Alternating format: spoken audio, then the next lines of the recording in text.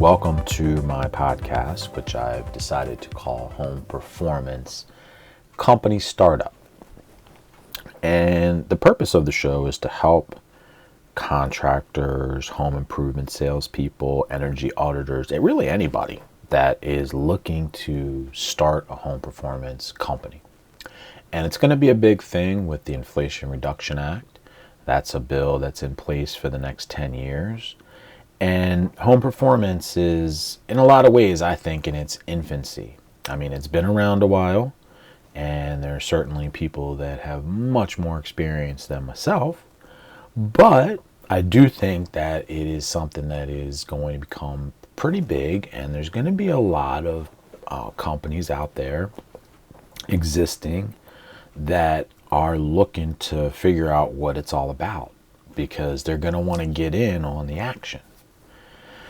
So today's episode is about how home performance could have saved my window business.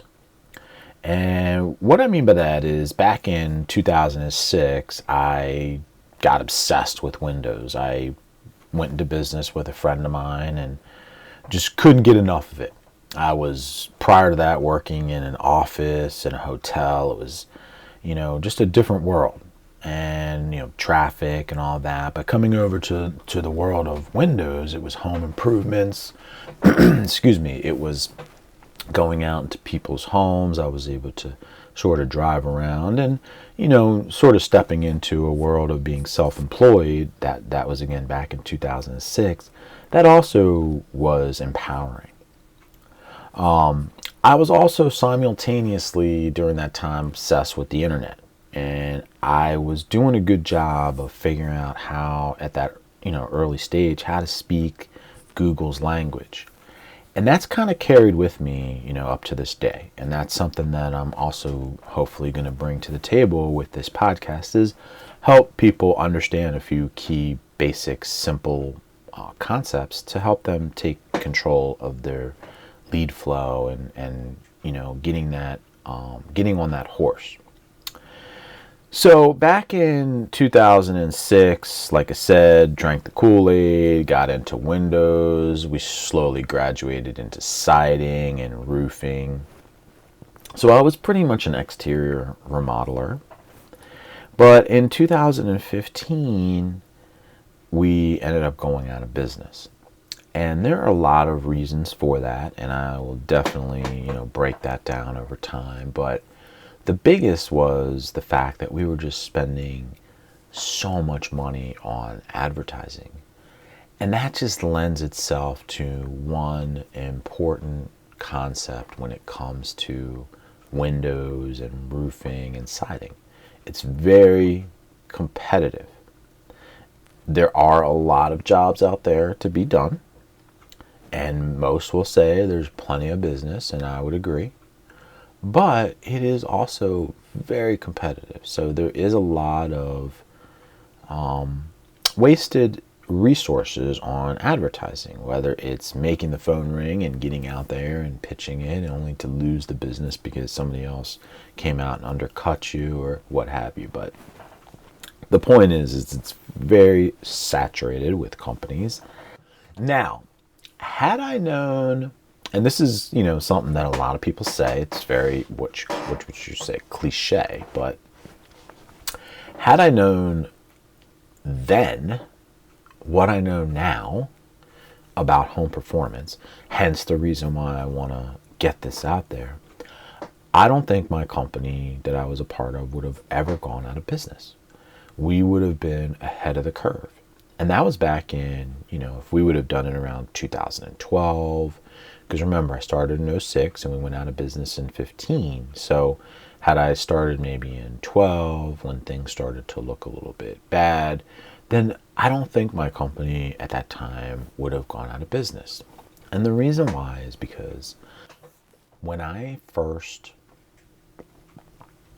became an energy auditor in 2018, one of the things that I observed that just kind of shocked me right off the bat was I was in the office working and the phone rang and it was ringing and ringing, and it went to voicemail, and that was it. Nobody called back. Nobody picked up the phone. There was no urgency. And then the phone rang again, and it went to voicemail. And it was like the phone rang like 3 or 4 times. And the reason why I knew this is because it was one of these old voicemail machines where, and this is 2018, but this is how it was set up. The phone would ring, and then as soon as the voicemail would come on, it would play over the speaker, so you could hear the person. And they would say, hey, I'm so-and-so, and I'm looking to get an energy audit, blah, blah, blah. If you could give me a call, please, blah, blah, blah. Boom. So a lead came in and went straight to voicemail. Now, I don't know about where you are with your business or how you handle things, but when I was running a window company that went out of business, we were answering the call, the first ring. And we had a specific script, and we had everything set up like clockwork. And I just was thinking to myself, when I got to this new world of home performance, this is really different and odd. But as it turns out, again, going back to what I said, if I would have known then what I know now, the reason why this is happening is because there's a lot of demand for the type of work that falls within the home performance field, because there's not a lot of companies and people out there that are learning this stuff. And at first, it does seem like a lot. But I can promise you, as one that went from, understanding basically a house in 2 dimensions to, after a while, it took me a little bit, but I can explain, where I missed a few things along the way to make it come into focus for people. And I think I can do that because I was a former window contractor. So when you think about things, in certain ways, to then have to, adjust your mind and think, it takes a little bit of, you got to work it a little bit. You got to, and see it. You got to work it and you got to see it. So it takes time. But that's the whole beauty of this. It's now 2023, and it is still a field that needs, and it's getting ready to get flooded with cash, with rebates through this Inflation Reduction Act. So there's going to be a huge demand for a field that already has enough demand for the amount of workforce that is within it. So why am I saying all this? Because it is never too late.